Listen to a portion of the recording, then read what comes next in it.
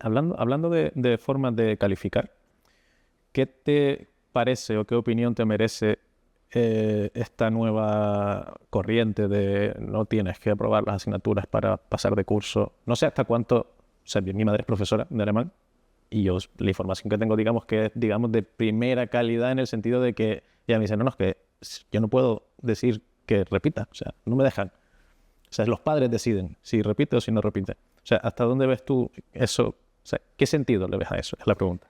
Pues sinceramente yo creo que es una perversión de los principios que la educación, en este caso entendida como servicio público, que eso es otra cuestión. También tendríamos que plantearnos si la educación es en sí misma un servicio público o si debe ser un servicio público. Luego íbamos. Otra cuestión.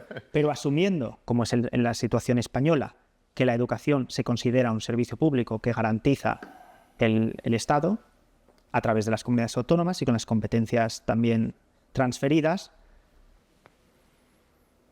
si el principio que rige la actuación de la administración que provee este servicio público que denominamos educación pública, si ese objetivo, si ese valor superior es la equidad o la justicia social, pues resulta que algunas de las medidas que son consecuencia de esta toma de prioridades son que las calificaciones discriminan, que un niño o un estudiante se puede sentir humillado con respecto a sus compañeros de clase por haber sacado menos nota. Entonces, en realidad, yo creo que hay una filosofía política que subyace a las medidas y a la inversión de los principios.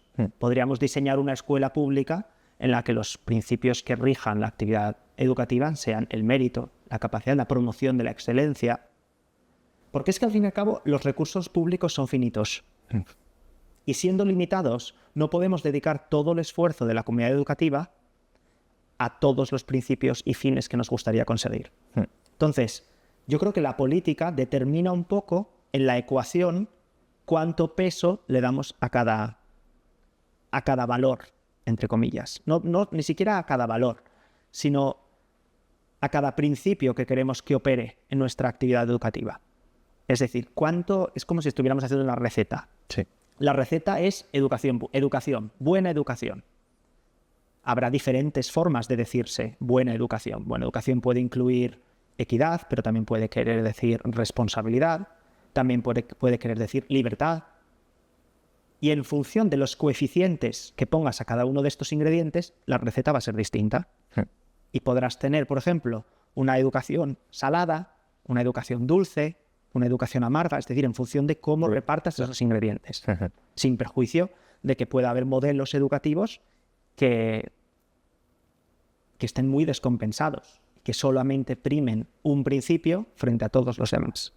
Entendiendo que la sociedad democrática implicará también cierto pluralismo de manera natural, pues quizás tendríamos que asumir, en un Estado como es el español, que vamos a tener que jugar con los coeficientes.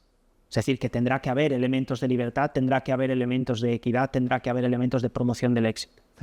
Del éxito entendido como talento, sí, que viene muy cercano a la idea de la libertad en la responsabilidad. Pero, por supuesto, yo no puedo compartir en ningún caso los modelos educativos que primen la idea de la evaluación es no solo no neutral, sino negativa o perjudicial. Y sobre todo también por la inversión de los roles. Si el profesor no tiene la autoridad necesaria para no solo enseñar, sino también evaluar la consecución de los objetivos, pues claro, habría que pensar también si en este proceso de dotar la educación de toma de decisiones más de cogobernanza entre padres, alumnos y docentes, no estamos perdiendo un poco el norte. Entonces yo sería un poco más partidario de recuperar el rol de cada uno de los no gremios, pero sí de los estamentos involucrados en la educación. Y hablando un poco más profundamente, ya no necesariamente de instituto, colegio y esto, sino de modelo de evaluación, yo siempre fui un peleado absoluto con el modelo de educación que viví y que hasta día de hoy prima, ¿no? Que es memoriza como un loco, vomita en un examen y luego si te olvidas da lo mismo. Pero lo importante es que el día del examen sepas poner lo que tienes que poner. Entonces, yo considero que obviamente habrá gente a la que memorice y tenga una capacidad muy grande y no olvide y interiorice lo que memoriza. Pero otra gente como yo necesita entender el porqué de lo que estoy leyendo, el porqué de cómo llego con esta fórmula matemática a este resultado. Y personalmente considero que el método de hacer exámenes no sirve para demasiado. Obviamente un examen de matemáticas tiene mucho más sentido para mí que un examen de historia. Un examen de historia para mí podría ser una exposición sobre un tema específico que te interese, entonces me obligas a investigar, me obligas a aprender, me obligas a interiorizar las cosas. Entonces, tú como profesor, ¿cuál es siendo obviamente un profesor de Derecho, que en Derecho entiendo que sí que tienes que memorizar por narices? Entonces, ¿cómo consigues, siendo desde el desconocimiento de Derecho, porque yo no he estudiado Derecho fuera de 3 o 4 cosas, cómo consigues que los alumnos de Derecho que tú tienes no solo memoricen las leyes que tienen que aplicar en el futuro, sino que realmente las interioricen y sepan llevarlas a la práctica? Pues varias cosas. En primer lugar, quiero hacer una oda a la memoria. Por mucho que esté denostada, yo creo que la memoria forma parte del proceso de aprendizaje. Sí, totalmente de acuerdo. Pero no es el fin último del proceso de aprendizaje. Y por tanto, diseñar un sistema de evaluación que solamente mida el grado de memorización es un sistema insuficiente.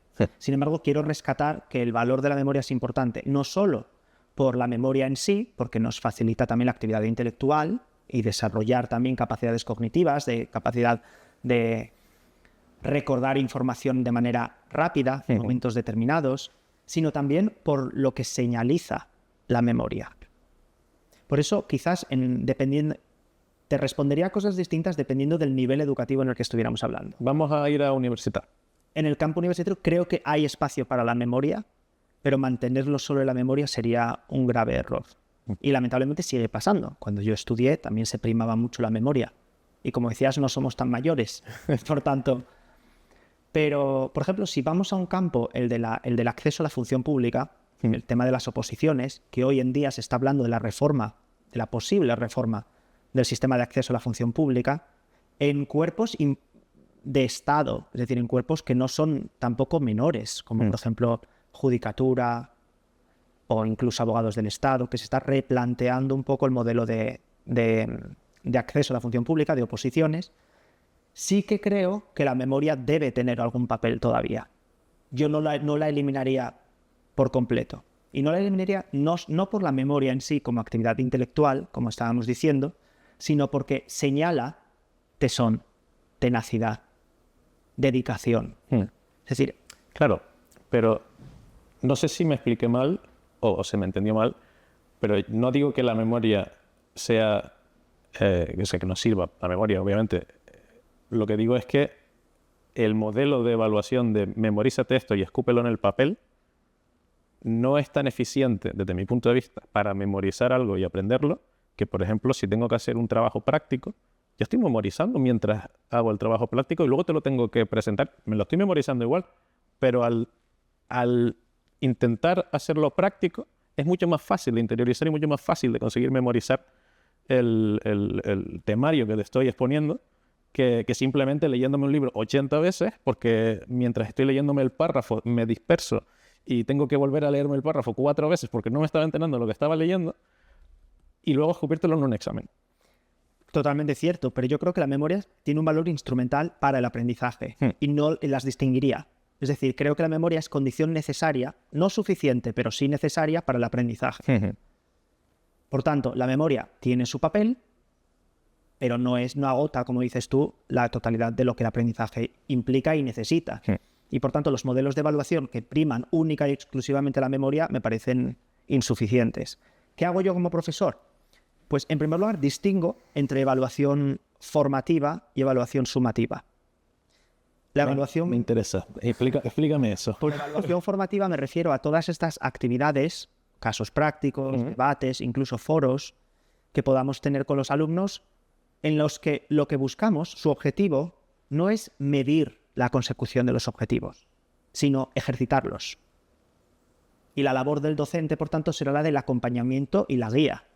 Te estás formando, estás practicando con este caso práctico para intentar ponerte en situación. Sí. Para que empieces a jugar un poco con la información que tienes, con los documentos que tienes, con la memoria, para empezar a refrescarla o a utilizarla, ponerla en práctica.